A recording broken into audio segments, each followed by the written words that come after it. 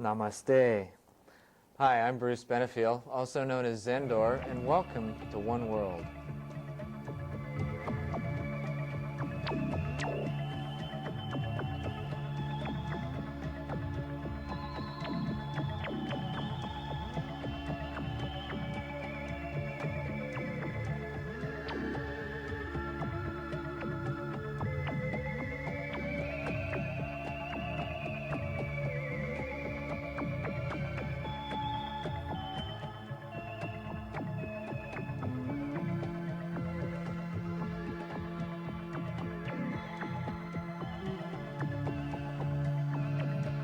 Namaste is a Sanskrit word. It means God in me recognizes God in you. Something I think we can all recognize in each other. We all got a heart, we've all got emotions, we all share that. We all share this planet, we all share this one world. Tonight we've got some interesting guests. We've got Rachel Mueller and Tom Marsala. Rachel has a very unique integrative psychodynamic synthesis, and in actuality she's an empath, and we'll talk about that a little bit. And Tom is a visionary artist who also has a unique perspective on life, and that he was and has been a UFO contactee, and he's got some interesting things to talk about as far as other cultures, not just our own. And with no further ado, Rachel, Tom, glad to have you on the show. Glad to be here. Rachel, with the empathic abilities that you have, first of all, explain those a little bit for our viewing audience, because a lot of people probably don't know what that is. Okay. Basically, empathing is the ability to feel what another person is feeling. And as the capacity to do so becomes more and more accurate, you can almost become the energy of that person.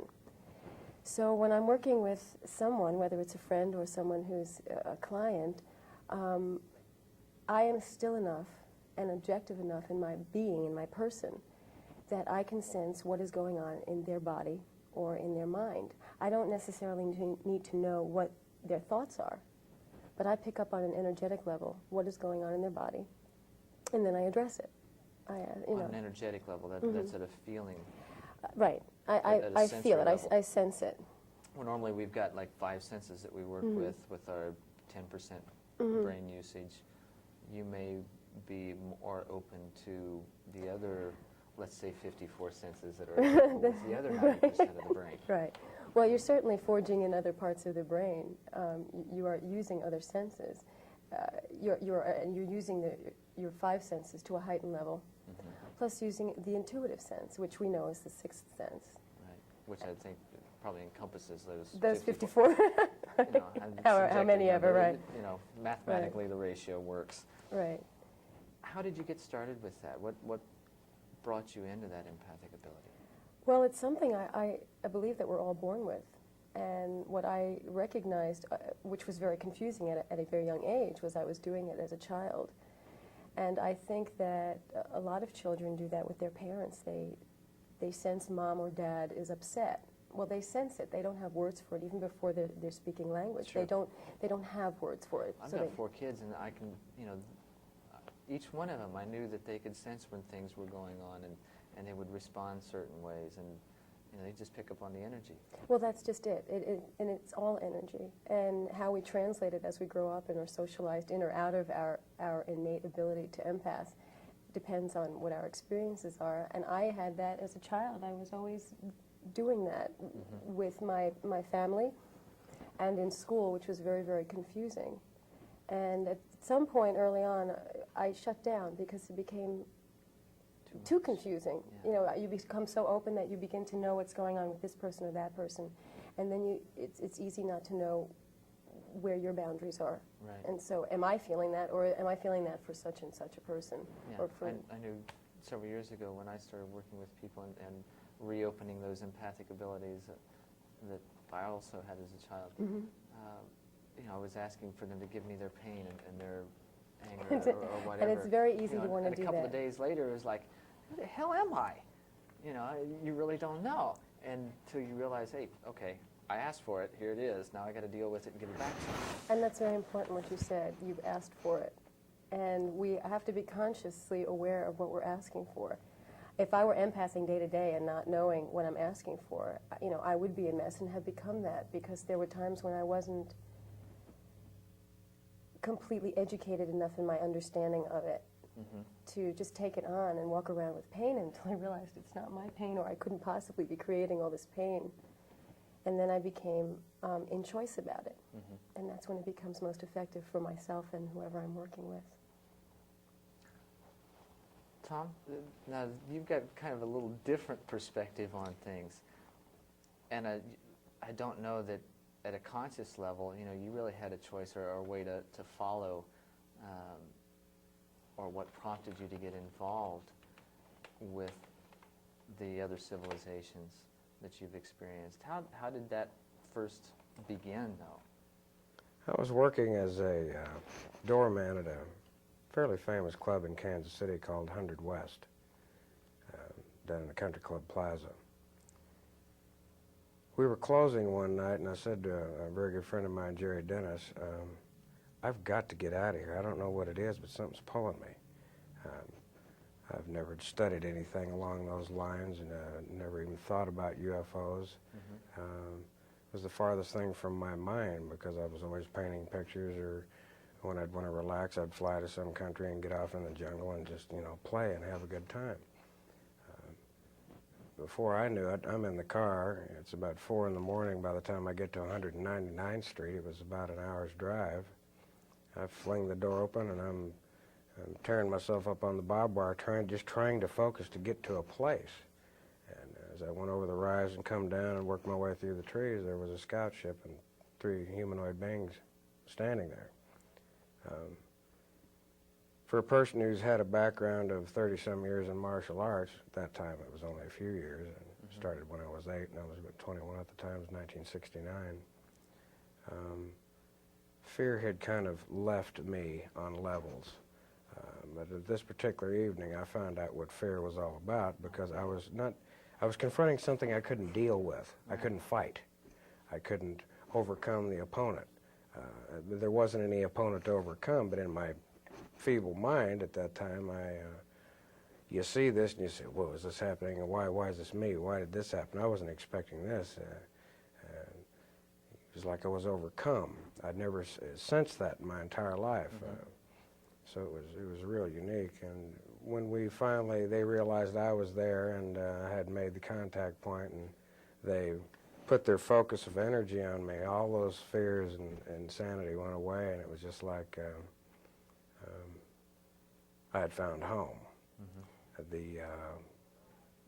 The great aspect of it was, what made my legs so weak and nervous was I was going through an antibacterial screening process at a great distance, and it affects your nervous system temporarily, and you feel weird, and all of a sudden you find yourself buckling a little bit, and once we got past that, I felt real good. It was like an aphrodisiac or something, I don't know, but it wasn't I was overcome, I felt good, so my own body responded in kind, yes. Now, let me get back to Rachel for just a moment. With these abilities, how do you see them, I mean, granted, you discussed the fears that you went through and dealing with it. How do you see that with others in the community, in a local community level? How do you see those abilities or those things integrating? Well, I think, using the word integration is an important thing. We all have the capacity to be open enough to be connected to others. But we first have to be integrated within ourselves, and we have to be in integrity about it. And when you're in integrity, when you know who you are, when those parts of you that have been somehow splintered off because of trauma and experience become aligned within an integration process, then you have a sense of self and a sense of knowing what you want. And then you're in integrity. When you're in integrity, being empathic or being able to be, we can use the word psychic on other levels because that's more of a mental level. It creates in the community a sense of oneness and a sense of being united and union. And it doesn't need to be, overflowing with lots of feelings. It's just a matter of being respectful and non-judgmental with those who you're in surrounding with.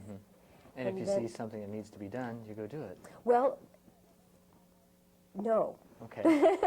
No, or at least I'll say this. Okay. I would at least make myself available to be a facilitator for it, because Right, other just because you do, people- just because you see rather it than doesn't mean impose that, it, right? Yeah. What I see that would be right for me is what I'm responsible for. But in working with others in the community, it's very important to be accepting of what other people's agendas are. Right. So, does that answer your question? Yeah. Good.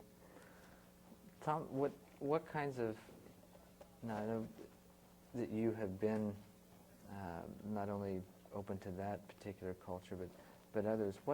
What did you see the common features in those limited views of those societies that you had? Or First of all, let me preface that by saying that I'm sure the viewers are sitting in anticipation, wanting to know how these things come about and what it's like to be on other planets and what the ride's like and all these type of things. And you could go on for hours talking about that.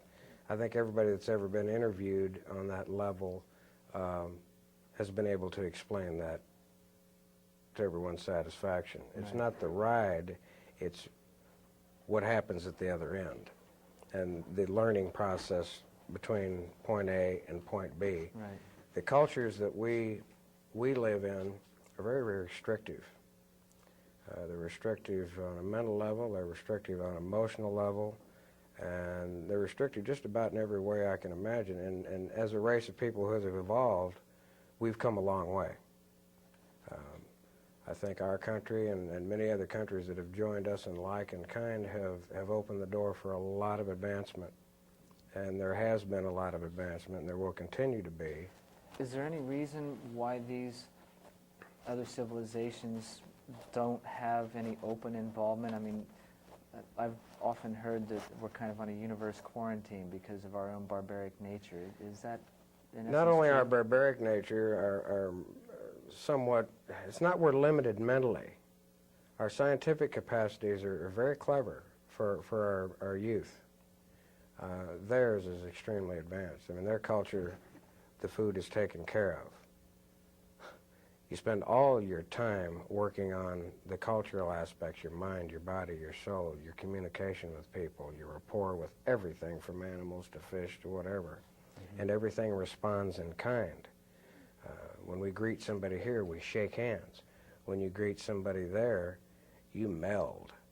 You know that human being instantly, like you've known them for your whole life. And there are no barriers with anybody, no walls come up, nothing. Now, those experiences do happen here, too. They certainly I've do. had it. And it's even what we're working on. It's creating that, if I may. Sure. I mean, that's You may. Thank you very much. exactly what it's all Thank you. about. I'm glad I asked. That's what I'm working towards in what I do, is to create that relationship between people in being able to sense people not from here solely, but from their heart and from what they sense in their own energy field. And I think more the society is opening up so that we can become more aware and more respective and more melding with the environment, with the animals, with It's like balancing the Right. resources.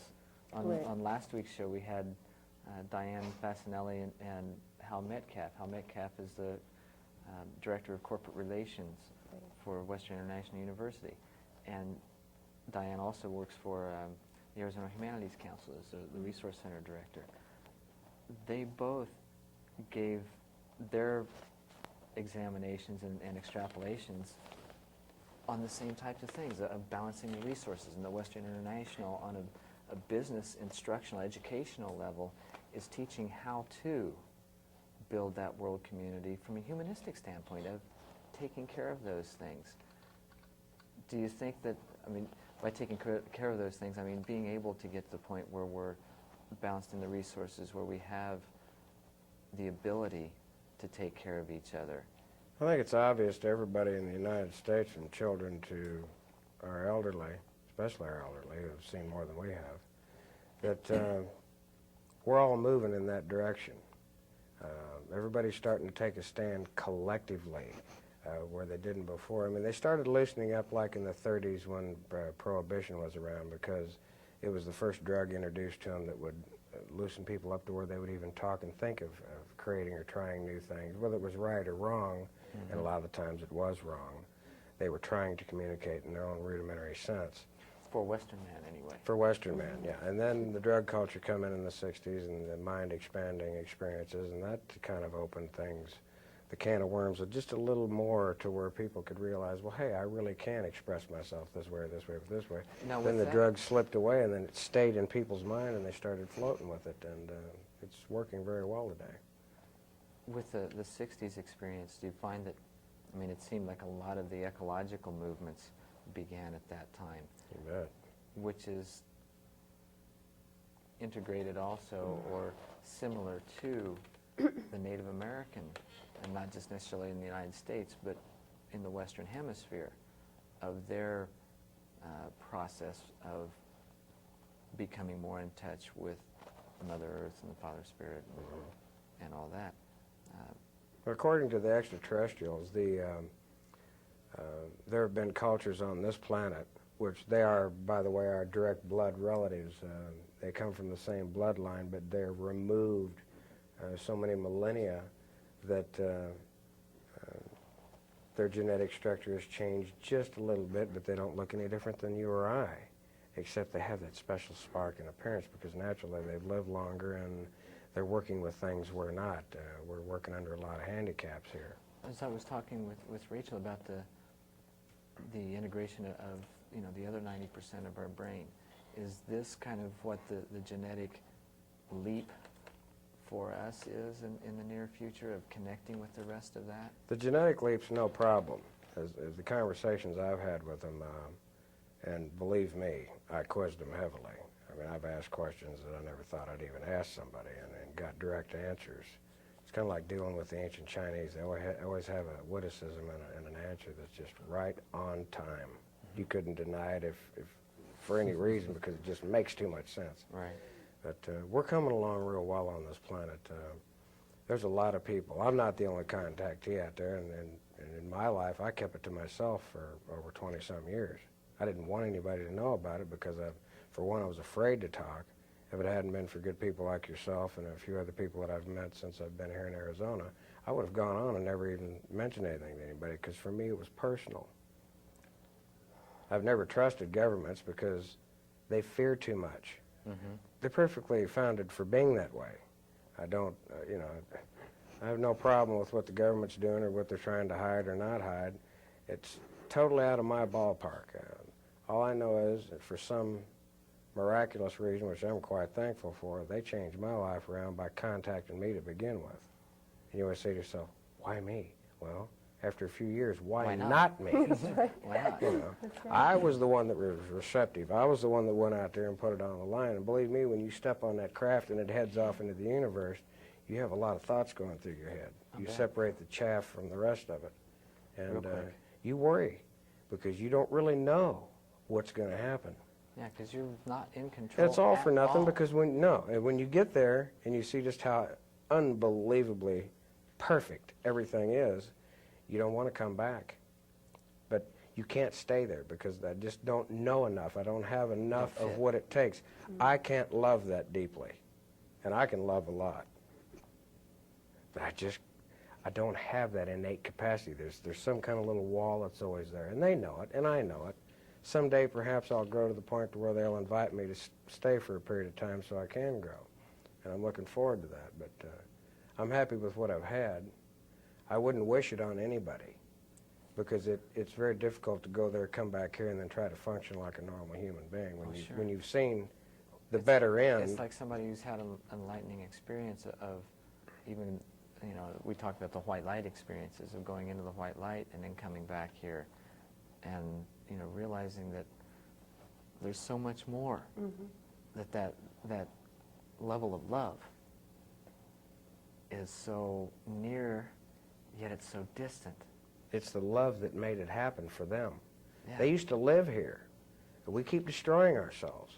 There's been cultures on this planet, and there's a lot of scientific evidence that's been suppressed by many organizations and many countries, from Peru, South America, Central America, all in over the New the Age place. literature, we see a lot of Yeah. Lemuria, Right, Atlantis, and Just Ruins. too many Yeah. archaeological sites have been kept under wraps that are holding information that if we just had it would advance us beyond our well, wildest even the dreams. Mormons. They've got the Book Mormon that is supposedly a history of the peoples of South America migrating up this way.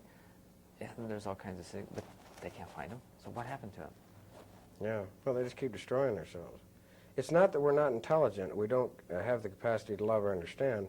We let greed, fear, emotion, uncontrolled emotion, and our inability to reason logically and our inability to love totally. I mean, when a dog comes up to you, his tail's a wagging and he's rolling, man, and he's drooling all over the place, and he says, "You're just too much. I got to lick all over you. I love you." Yeah. And you get down here hugging on this little pup and having a good time. It's instantaneous. Instantaneous love. People don't do that. Well, How do you infants see do. that? I mean, Infants do well, yes, until they're you taught see, how and- not and- to. Well, and and that's just it. I mean, Yeah. as human beings have been socialized out of their Be innate as little ability children. to. Yes. How can we do that from your perspective Well, in moving through those? the important thing is to find out within the body what those traumas were that started to create our veil, our walls, the little walls that grew up, that we built as we were growing up. You know, we saw someone look at us sideways and we just figured, you know, empathing, intuiting that it wasn't good. So to protect ourselves out of fear. Now, the saying is that where there is love, there is no fear. So what is important is to find out what the trauma was, where it originated. And what happens is when we experience a trauma, we sort of pocket the energy. Oh, it was a scary thing, we put it over here. Oh, that was a scary thing, we put it over here. And as we grow up, we become beings that are like this. And the process is to bring it all back into one. Then when we're all in one, then that love is something that flows freely because... It froze And freely. it flows freely too. Right. Because we do not have the fear. And we can recognize that the fear is just things that we've created because we didn't have an explanation. We didn't have a communication with what created it in the first place. So once we can educate ourselves to ourselves and be non-judgmental and know that there is a great force within us that's very potent, and that it is that love, that is that energy that creates the universe and flows through us and the beings that you've experienced, that's when we live that, in essence, on this planet as well. You know, it seems like every guest, or practically every guest that I've had on the show that has reached that point of talking about the non-judgment, that seems to be the key. Well, judgment is a wall. Yeah. And that's the biggest wall that we have, is when we judge, it's because we're in fear. And if we can judge somebody, we can push them that much further away from us so that we do not have to feel threatened. And non-judgmentalness is a great leap into the void. I mean, it's an act of faith. You have to know that there's something that creates Really. the warmth and makes our environment something that is a loving environment. From your perspective, Tom, do you have anything that you can share on how we can create that? From their perspective, have they shared what can be done on a simple level? Yes. The word fear is the key. Having spent 35 years in martial arts and studying almost every form there is and some that aren't known for my own personal reasons, I learned these things so I wouldn't fear. I'm not saying I don't fear totally, but I'm less to freak out in a tight situation than most people are because I enjoy that sort of thing. Yeah. I'm comfortable there. Keeps you sharp. There's nothing to fear. They're not going to hit me, Yeah. not even with a baseball bat in their ears. I'm simply not going to be there. Yeah. That's what the training's all about. Anybody can learn it. People have to learn how to give up the fear, how to protect themselves, how to project themselves so they don't have to protect themselves. And they won't do that. Yeah, we had People are afraid of everything. I had a discussion one day. We were talking about the issue of the grays that are supposedly, around, and the destructive ones and all that. And He said, well, what do you think about it? And I said, well, I think if your heart's in the right place, it don't matter. They can't touch you. Anybody You that's know. intelligent enough to move that quickly and with that much insight and love in their heart from one center of the universe to another, because we're out here in the middle of nowhere. The Milky Way's around us, and we're in the crossover point. That's one of the reasons why they come here. There's a lot of water, and there's a lot of things going on. There's a lot of trade zones. There's just, we could talk for hours about what is and what isn't. However, they're working and always have been since the beginning of the cooling off of this planet and the settlement of people and seeds and animals and everything on it to help direct where we're going. We keep destroying ourselves. Same thing over and over, the destruction, the power, the greed. We don't get any control over the things we need the most because politics won't let us. We don't need politics. We know how to run ourselves now. We don't need to pay 10 million people to tell us how to think. We know how to think. The minute you're born, you know the difference between right and wrong. You don't have to be spanked. You don't have to be played with. You know when you're doing something right, and you know when you're doing it wrong. Yeah. And you don't need anybody to tell you. You never have since you were born. Yeah. It's And just that's a at matter that of choices. empathic, energetic level where it's just, you feel Well, it. it's that energy. Yeah. If you're in joy and happiness, you know that you're doing something right. You're in the right place. And the minute something becomes uncomfortable, you know that you're stepping into something that doesn't make sense, that is not easy, and that creates the disturbance and the fear. If you could sum it up and give a pearl of wisdom to the audience, what would it be?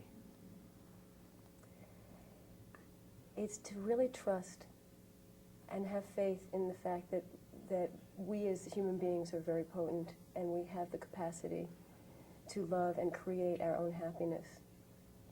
And it's just a matter of having faith in the self and having self unfold easily and with compassion. Cool. Tom, we're almost out of time, so Only thing I could say is I wish everyone on the planet could have seen what I've seen and have it in their hearts and see it the way it should be laid down and the way it came down, because it changed me drastically. And I think we can all vision it in our mind if you try hard enough. And that's, after all, that's important. good. Thanks so much. This time has flown, and I'm sure it has for our audience. Thanks for tuning in. Please, if you got any comments or questions or concerns, give us our best, or give us our worst, then give us our best, and how we can improve, and maybe we can work together.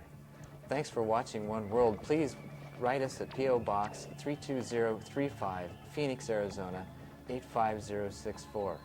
Again, I'm Bruce Benefiel, also known as Zendor. Namaste.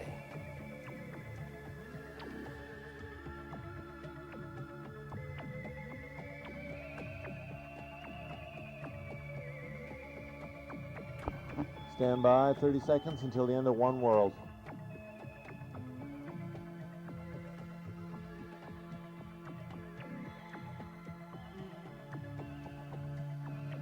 Twenty seconds.